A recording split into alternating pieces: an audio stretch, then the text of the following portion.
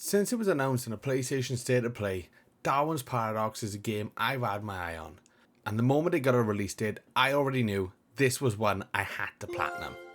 Darwin's Paradox has 20 trophies to earn, including the platinum, and before I jumped into the game, I decided to check how quick some people managed to get the platinum, as the trophies made it look like a short game, and I saw the fastest time was sitting around 5 hours and 34 minutes. So on top of going for the platinum, I decided to set myself a challenge to get to the top spot for the fastest platinum time. The game starts with us in the ocean with our friend who is teaching us the basics of being an octopus and how to survive. The first bit we learn is to dash to get through a tunnel with a strong current, and immediately after that we're shown the skill to grab and move objects out of our way, and after that skill we get to use a new way to get around the level, which is to use the natural ability to stick to surfaces. We then come across an area where eels are patrolling, and our friend shows us how we can avoid getting caught by each one. The first we can avoid by using the camouflage ability, which allows us to blend in with our surroundings, allowing us to get past the first group of eels, and then the next group we learn how to shoot our ink to block the eel's view, which again lets us get past unseen. And on the other side, I earn my first trophy for the game, and this is where the timer starts our PSMP for the time to platinum, so I need to get a move on. Both Darwin and his friend now get grabbed and captured by a UFO and taken to a factory. We get away in a metal barrel thanks to our friend and end up in a dump, and on starting the level find the first of 20 collectibles, getting a trophy for finding it. A little into the level, I get stuck for a few minutes and I have no idea what I need to do, which doesn't look good for me because if I'm struggling now on the second level, I can't imagine how I will do further into the game. Thankfully, I do eventually spot a box I can use to weigh the plank down and let me jump the gap. I continue through the level using a barrel to distract a group of rats, letting me get past them, and then use a box to climb over the next mound of rubbish. Narrowly miss getting hit by a car, then immediately die because the rats were chasing me and the platform I needed to use hadn't dropped down low enough for me. My next attempt goes better for me and I stumble into a pit and then get chased by a horde of rats again, falling into the pit further and landing into some green glowing liquid. Darwin works out that this will stop the rats attacking him if he covers himself with it, even if covering yourself in a green glowing liquid sounds like a bad idea. I then make my way through the level, making sure to keep topping up my green liquid protection. I don't struggle too much with this section of the game. I do die once or twice by getting caught out by the rats. I then reach a section where we land in water, cleaning ourselves off, and Darwin remembers his friend teaching him how to use surfaces to get to hard to reach areas. This allows us to continue the exploration level. We do still encounter some green glowing liquid, and for this area we don't actually want to be covered in it because this will stop us being able to stick to surfaces if we are covered by it. But if we do get it on Darwin's tentacles, all we need to do is take a dip in the water and wash it off. And once this area is done, we reach the surface and can see the factory wall. Now, I guess I needed to go right at this section of the game, so every part of my gaming experience was telling me to go left first. And as I'm going left, we encounter multiple signs which say we shouldn't be there and to turn back. So I know I need to keep going. And once I reach the end of the path, a piano falls on top of Darwin, killing him but earning a trophy for it. So it's not all bad. It was into the factory now, and here we had to be careful of hot surfaces. First by getting through a group of pipes that were heating up in sequence, so it's just a case of using one and jumping between the two. Then it was on to finding a way onto the other side of a flaming pit. So I used the conveyor belt and avoid the dangers on the way, unsuccessfully a good few times, but I make it to a room with 3 levers. In here, I need to pull the lever at the right time to stop the mechanism below at the right height to allow him to pass through it. It took me a few minutes to get the timing right, and when I got one, I had to keep going back and pulling the lever to make sure it stays still. And once all 3 were done and activated, I get past them and onto a ledge where here I'm able to launch myself from one side to the other, and then had to make it past molten metal by timing my movement when the pistons have moved up and out of it for a moment. The rest of the level then is the same, using more ledges to avoid being burned by any of the flames, and eventually end up in a control room, showing the factory is getting too hot and all of a sudden starts exploding, launching Darwin up through the roof. Here we bump into a seagull and Darwin gets ideas of what could happen, so we run, which is a good idea since the factory is also still in the middle of blowing up. This section is really easy, just run across the platforms while keeping an eye on the seagull's location and dive in for cover when I do see him, so we can't get grabbed. And while we are doing this, you can see the chaos unfolding in the background as the workers are trying frantically to stop the destruction. We escape to safety by hiding in the back of a truck, earning another trophy for escaping from the seagull, who we now know is called Steven.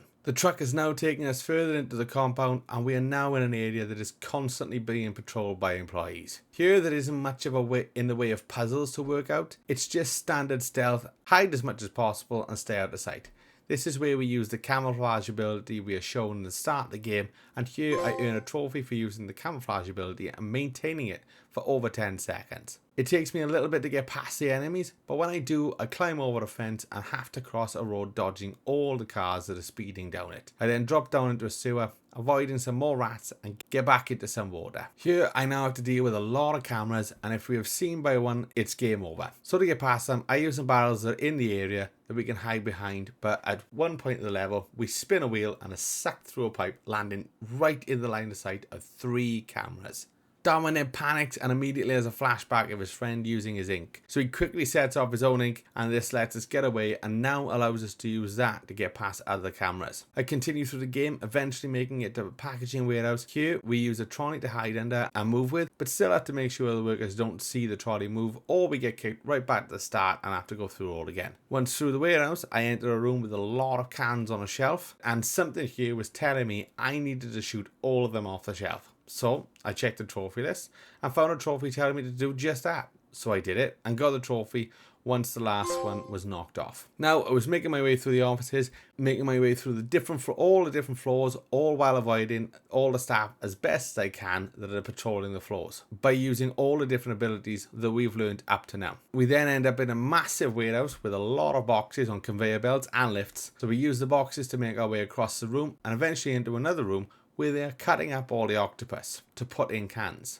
We get grabbed and tied to a hook, but we are still able to navigate our way to safety by hitting switches using our ink, ending up on a conveyor belt with a lot of dangerous blades we need to avoid, then into some water where, you guessed it, we need to avoid more dangerous machines, and we then eventually end up filled with air and float up and out of this factory. As this one also blows up, we again have to run down a collapsing building, avoiding Steven the Seagull for a second time, but we can now use our ink as well as hiding from him. And when I hit Steven with my ink for the first time, I got a trophy, and then get another trophy for getting away from him for the second time. I navigate the wreckage and an underwater tunnel and into an underwater lab. And in here, I find my 5th collectible, earning another trophy, and then find myself in a section guarded by robotic sharks using sonar. Using the green bulbs, I am able to avoid detection as long as I moved through them fast, otherwise they would explode. And it took a few tries to get an idea of what I needed to do and how fast I needed to be, but when I do get past, I make my way into the abyss, which is a very dark area, and at the start of the level is covered with mines, and the only light is coming from the lift that passes by every few seconds. So I have to take my time to make it through the minefield using what little light we get, but I make it through and find myself deeper into the abyss, only to then end up getting chased by a lanternfish, and the only way to get away from him is by using our smaller size to our advantage, as he is a lot faster than us, so on a straight we have no chance. I do get caught and eaten a few times by the fish, but I'm eventually able to escape it, earning a trophy for it. I then bump into what I thought were more mines to begin with, until lasers start shooting out of them. So I slowly and carefully make my way past them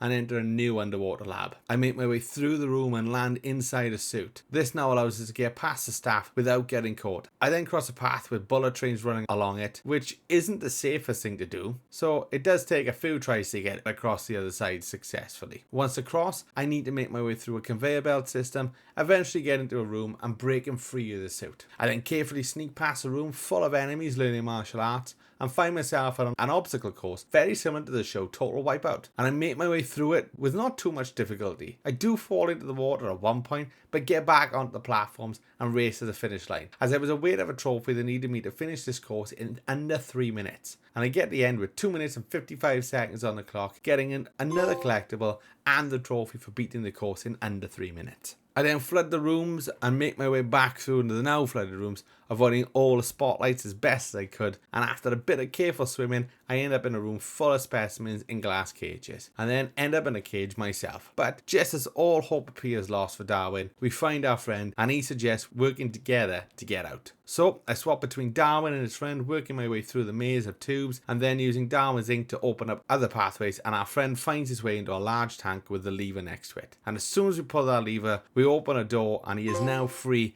giving us another trophy.